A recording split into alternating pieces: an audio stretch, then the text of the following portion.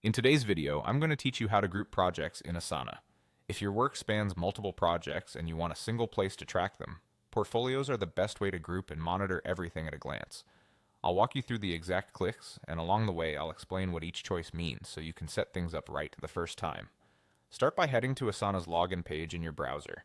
On the sign-in screen, choose Continue with Google. When your Google account list appears, click the account you use for Asana and give it a moment to load. If you normally sign in another way, just log in as you usually do and then meet me on the Asana home screen. Once you're in, look to the left sidebar and click Portfolios. This is where you'll group projects into meaningful collections like strategic initiatives, departments, or time-bound programs.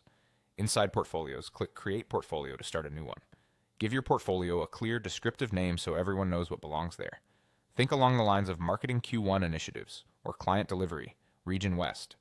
Next, adjust privacy. Here you decide who can see and collaborate on this portfolio. Use a more open setting when many teams need visibility, or keep it restricted if you're managing sensitive work. You can change this later, but it's easiest to set the right audience up front. Now set the default view. Portfolios typically offer a list view for quick scanning and a timeline style view for scheduling and sequencing. Pick the view that best matches how your stakeholders think. Lists for status and ownership, timelines for dependencies and dates. You're not locked in. This just sets the initial experience for everyone who opens it. Click Continue and you'll land in the new portfolio. From here, select Add Projects. A browser will open with your available projects. Choose the ones you want to include. Search by name if you have a long list and add them. You can bring in projects from multiple teams, which makes portfolios perfect for cross-functional initiatives.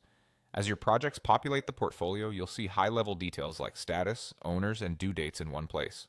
That means fewer status meetings and faster updates.